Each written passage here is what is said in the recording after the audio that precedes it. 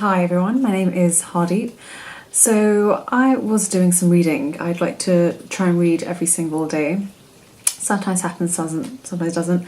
I have a love of books and stories and imagination and sort of the unfurling of possibility. I love the sense of travelling in places, in time, through people.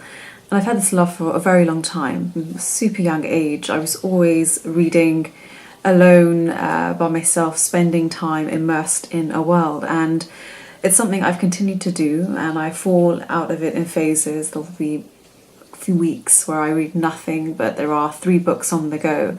But I decided that I want to make it consistent, and not just because I love the thing it is and it fills me with potentially knowledge, or at least exercises my mind in a way that is not generative for me. I don't have to create the ideas, but I can immerse myself in them, in the imagination and minds of others who are utterly extraordinary storytellers, whether it's fiction or non-fiction.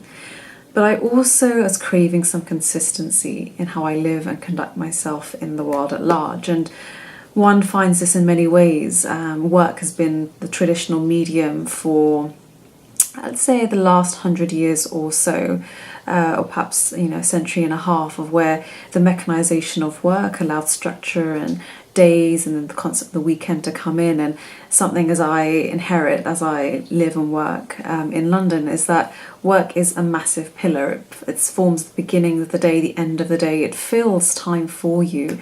But then there is always that sense of the rest of the time that you have. So if you work, say, 8 hours a day, that's an average. Maybe it's 10, maybe it's 7. And the nature of true work itself is questionable, of how much time spent is actually on the task at hand, on necessary tasks, versus simply the quantity of time at a desk or in front of a certain screen or a camera such as this. But it is that idea that beyond the 8 hours of that given time, designated time we all recognise as perhaps necessary, we all find a commonality of conversation and being around work, is that you have 16 other hours in the day, technically, for the pursuit of any other thing. And of course, we sleep. It's one of these fascinating phenomena of human and mammalian and other animal existences, this need for intense, almost sort of a hypnosis of the mind and the brain to lull the self into the state of rest, recuperation, of necessary neural fixing and cleaning, this need for building new connections, this way of digesting information, this way to rest the mind as well, and to process information, whether it's through dreams, which is the most common way, or just clarity of thought, of switching the mind to a lower range, so to speak, a less active range, the alpha, beta, theta, these different brain waves, and the quietening of that allows for data processing, essentially. So say you have 8 hours doing that, or on 16 hours so far. So technically, of course, beyond the idea of the commute or the time spent with one's children, if you have children, or the time spent with friends or errands and shopping and procrastinating, we have an 8-hour window. If we are as strict as I've just said, that prescription of time. So the question becomes, for me as an individual, what am I doing with those 8 hours? And there's a wonderful essay that I came across by Arnold Bennett. I have it on my desk just here. If you can see this, okay, How to Live on 24 Hours a Day, and it's not in focus.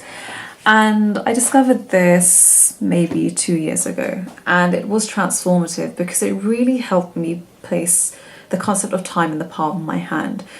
Increasingly, with the advent of technology, the ability to minimize the size of technology, to almost make it a seamless part of our existence, as much as we wake and sleep almost automatically, for this world of zeros and ones and gigabytes and megabytes, just a like sprinkling of early morning dew. It just sits atop of a greater mass, and it's natural and it's seamless, and it infiltrates slowly as this dew goes down into the roots of the grass. And that's what digital life is doing to us. It's quiet, it's discreet, before, of course, it's that period of disruption of, when it's taken on, when technology is adopted. But what I found is the fact that we do not wear watches as often, and the clock is increasingly disappearing from life, and we have the silent flow of time through digital clocks and watches, and that sound of the tick, tick, tick, the flow of time as it continues forward, whether you believe it's a construct and whether there is some merit in that, but we do see morning turn into night, and we do see the advent of age and time on ourselves, on our bodies, on our minds, on if we compare ourselves from being a baby to being middle-aged to when we are ready to finish life and complete it at the very end. Time is real because it's a felt experience. And when time is quietened, when we do not really seem to track the flow of it day to day, moment to moment, minute to minute, means that it stops being tangible. And at some point it's like having change in your pocket and you have holes in them. And as you walk along, slowly money just falls. Cents or pennies or dimes or euros, whatever it is, it just falls out of your pockets. And because life around you is noisy, you're walking down the street and people around you are dropping change everywhere, and obviously this is now the metaphor versus literal change dropping, is that it's so hard to then gather back in pools, to stop the flow of time and to not feel as if you are always running behind it and it's just spooling around you and wasted and unknown. And so this attempt of my video diary is to reclaim a sense of structure, to make time definite, to fix it down, not because I fear the advent of it. It's something I cannot stop, and I don't want it to stop, really. I'm happy to be this person, this age, this body, versus a baby, versus 4-year-old, versus 10-year-old, because hopefully as I grow older I inherit more of the things that I enjoy, I cultivate more of the things that for me are necessary, important and useful, and I contribute more to myself, my family, broader circles within which I mix. And that's cool. I think it's nice to graduate up into that as you move through life. But I want to have a sense that every single day, through increments of seconds, minutes, hours, and whatever spectrum of time you work on, that I'm fixing it down and I'm doing things that are important. I think that for me, when I look back, if over I doing an overview of the day prior to that, I could at least have one thing in that day where I was like, that's cool. If I wanted to talk about something, this would be the thing I talk about. If I were to keep a journal, a diary, have a sticky note, and did 365 days of sticky notes, which is something I could do, this is the thing that I would take a physical pen to physical paper and stick down, to etch it in the stone, which otherwise is worn down by time silently. And the first stop for this is through my love of books. So that was a big winding path, but I had to create the edifice, the structure, because I don't want to always be in this chaotic flow of non-being, of just go here to there, and then in between have the sort of the pangs of maybe angst or a sense almost of inefficiency. And I'm not talking about being a productivity hack, but just that even sometimes a couple of minutes used well defines the whole day, or defines that whole moment in a way that feels meaningful just to me as an individual. So the reading is something I want to have as my bloodline that runs through every single day, but I want that to be a jumping off board for lessons learned and for increments of how I'm adding stability in my life, meaning, laughter, excitement, adventure, integrity. And this may sound like a lot to ask from the written word. My gosh, how many words and letters have been spilt across millennia? The wonderful gift that it is to read, to acknowledge, to cognitively understand information, or even just the surface, just to hear something and have felt truth or felt knowledge or passion communicated through these symbols that over time have been refined and we inherit and are handed down to us, is the best place to start, because the book and the written word is the crystallization of high concepts, high ideas that individuals over time have been dissecting and looking under a microscope to see what does it mean for this day and age or this moment, a part of this movement. And the first thing I did, coming upon this realization of using books and the word to add all of those anchors into my life, is what do I actually want to read? What is my daily diet? What am I focusing on? And you'll see I have some books behind me. I read variously and broadly. But I had this realization that the texts that I want to read are the time-old words. And it's not oldest is best, but when the wisdom that one recognizes in certain works, be they fiction or non-fiction, still speak to you when you step outside of the frame of time, of culture, ethnicity or race, any kind of demographic measure, and that still speaks to you. That for me is a sign of true wisdom. So that's why I still cherish deeply the works of Shakespeare. And Shakespeare, something I grew up on and I studied at length at university, but someone like John Milton, the writer of Paradise Lost, and who penned that favourite and very famous quote that the pen is mightier than the sword. William Hazlitt's great essay writer, and these individuals, if I were to live in their day and age, I would never have come across them. They would not know me. I would definitely not be mixing in any vague sense of the same circles. I wouldn't even be in this country. My parents, my forefathers would not even have been born. It's not really a thought experiment that works in real life. But the fact that the information and knowledge and ideas and questions still resonate with me as I live in the 21st century in this year and time that I record suggests to me that there are certain pillars of truth, of wisdom that withstand time, this thing that just oozes all around us. So the works I'm going to do are things that one would think of as classic, my version of what classic is. And the very first text, what almost inspired this whole journey, is something you will know, I'm sure, and if you don't, let's discover it together, is the Tao Te Ching. Okay, so this could be defined as a religious text.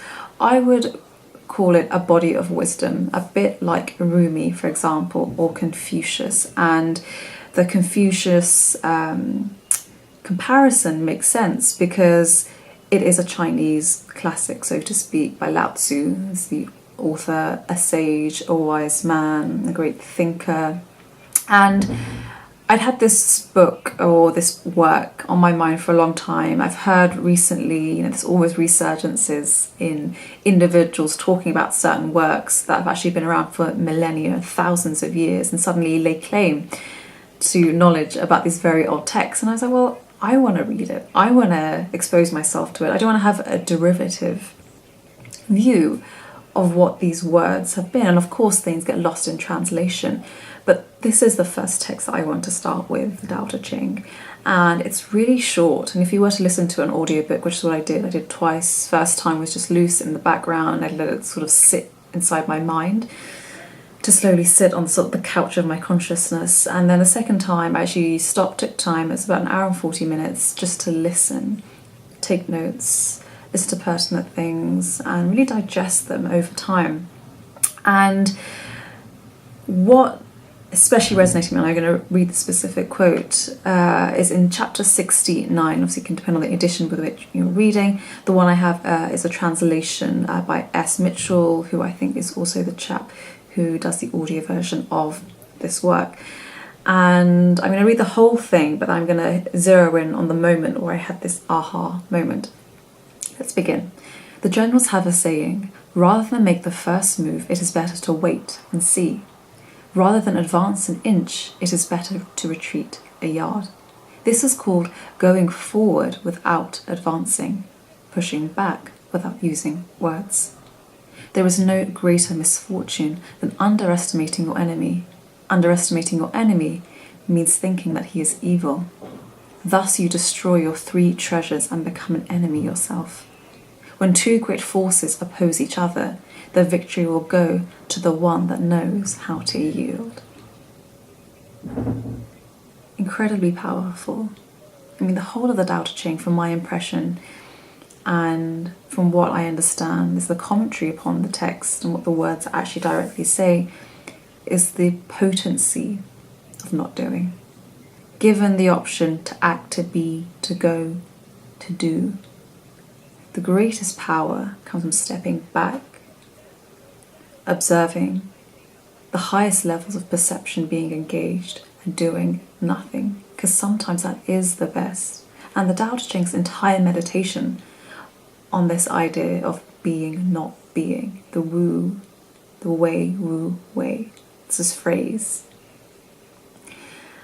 And the specific line within this chapter, this is called going forward without advancing, resonated so deeply.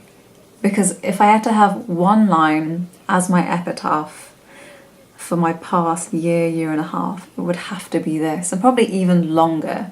Again, it's like these nuggets of precision and truth that comes and knocks on your door, and you recognize yourself in the words. This is called going forward without advancing. It may be a military analogy, that's clear, that's obvious. But what one gathers in a broad scheme, so the Tao Te Ching is a meditation on how to be a good leader, it's how to be almost a good follower as the optimal way to lead. But at the same time, draws you in through day-to-day lessons of how to be in the center of your circle. This was one of these major motifs within the work of having a circle and you occupy the center, a bit like the center of this lens. And this is what inspired me, is the fact that I do feel in the increments of my day-to-day, and sometimes they really fall by the wayside, the good intentions, the sense of let's do it, make things work or do things in a different way, are the things that actually push me forward as an individual, as a person that I respect, someone I'm proud of myself. But it's without an obvious outward advancement, and outward advancement can be defined in any measure, to be honest. It could be literal and a sense of promotion or movement or progression at work. It could be a sense of you creating something, putting it out to the world, it resonating with individuals who spend their time, attention, money on you, and they increasingly do that over time. That's a marker of progress to an advancement.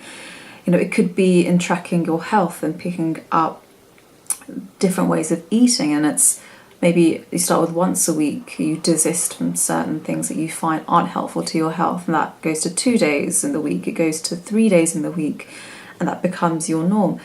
That's something, again, that's observable. It's something you can track within yourself and outside of yourself. You can get people making comments or friends talking and saying, oh, okay, you look really great, or you seem like you have a lot more energy, or at work like that. It's fantastic to see that you're working on these bigger projects. It's fantastic this client is calling for you by name and wants to know more of what you're doing.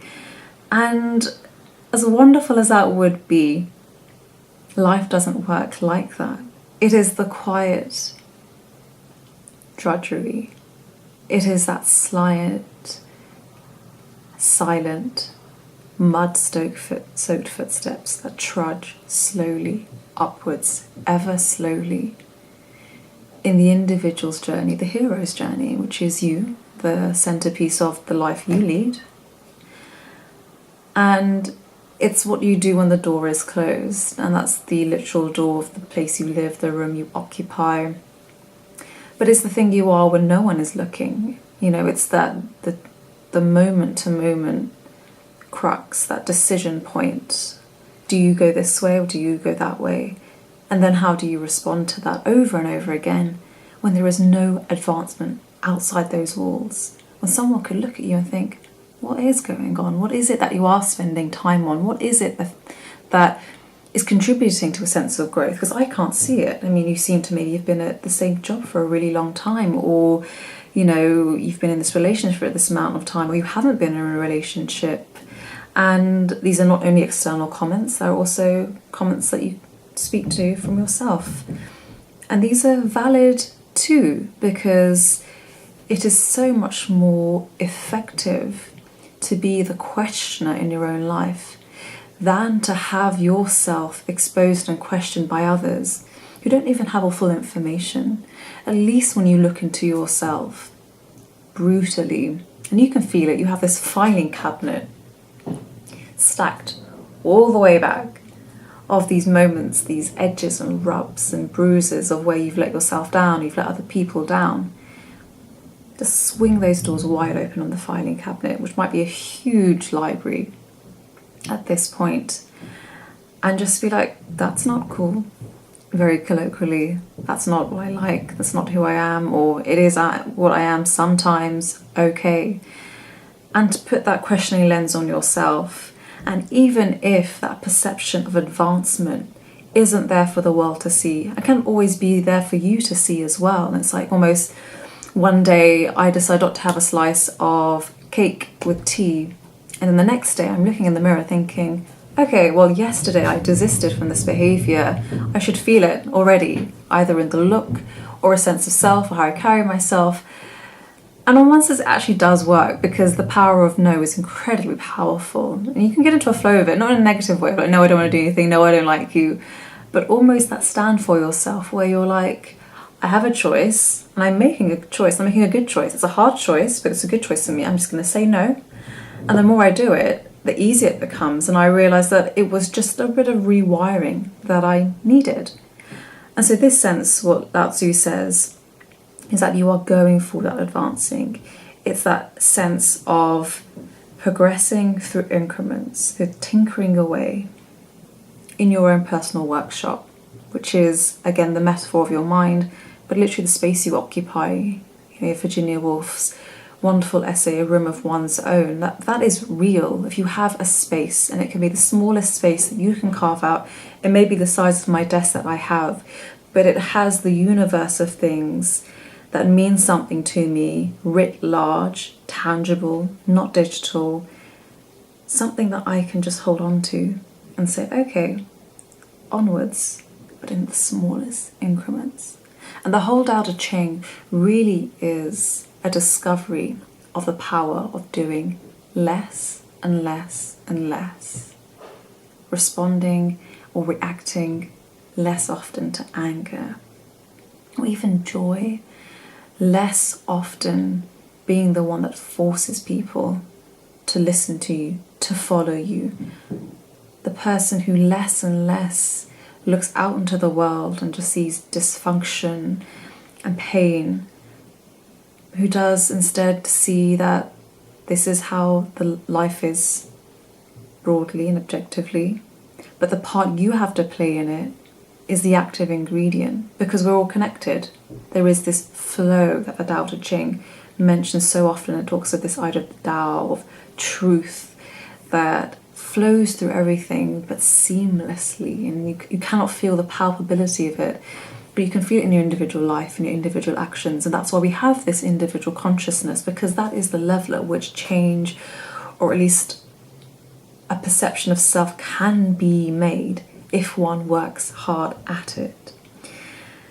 So this was the first entry in the dialogue I have with myself, in this hope of sticking it to time, stopping it flowing through my fingers, trying to hold on to water, and add in all those ingredients I spoke about, the excitement, the intrigue, the depth, and also alongside that, a quiet celebration.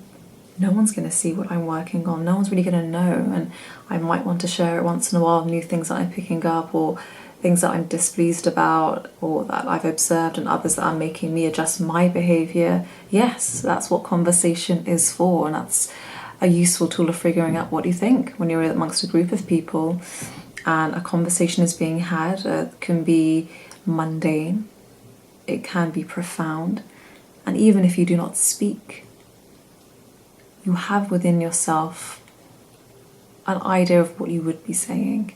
That's just a great checker for where you are, what your level is. And then when I personally am in those circumstances, and then I read, and then I talk about those ideas even more, it helps me kind of have this external sense of who I am, external view of who people think I am. But I love coming back, just me, quiet, alone, and wandering around, and a sense of unease or a sense of unknowingness, and then just figuring it out, just doing less, quieter, simpler, but meaningful and with depth. And I want to end actually with a small quote that has just come to me, by David Foster Wallace. I'm literally going to look it up now. And he has obviously this great essay on what it is to be so immersed in yourself, your local experience, and not realise how closed off you are to what reality is, or what even it could be perceived as. And I think it's called This Is Not Water. It's based off, I think, perhaps a commencement speech at university. And the quote that I have in mind, hopefully I can find it, talks about the fact that daily life isn't about the fireworks. Okay, it's not about fist pumps, it's not about smiley face emojis every moment.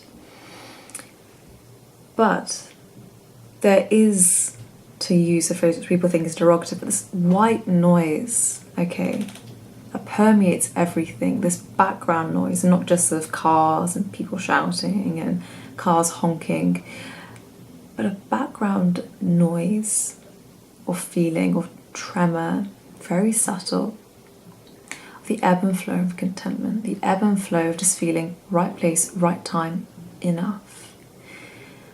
And that isn't about the fireworks of life. That isn't about the moments that are observable by the outside world.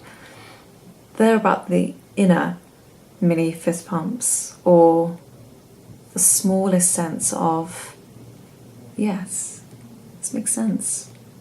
I like this feeling. And then you just take it and you put it into storage. You label it so you can see it all the time. You know it's there. It's not all on show, but you know that you've approached that. And you're always building like notes of a great symphony of this background noise of what your life is, what my life is.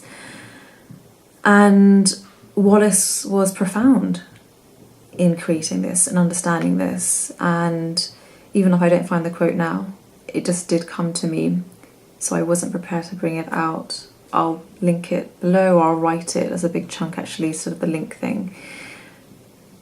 But this concept of day-to-day development, quietly, slowly, incrementally, going forward without advancing, brackets to that outside world, that is what I am chronicling as I pursue this life that I consider worthwhile for me, because all meaning is something you have to attach. So that's it for now. That was the inaugural talk, whatever it is, speaking into a lens and camera. And I will systematically approach different works, new, known, reread, recommended, that for me represent the spirit of the increment, this high virtue of small, steady, quiet, private, personal, triumphant progress. For me alone, and for you as you experience it and wish to know it.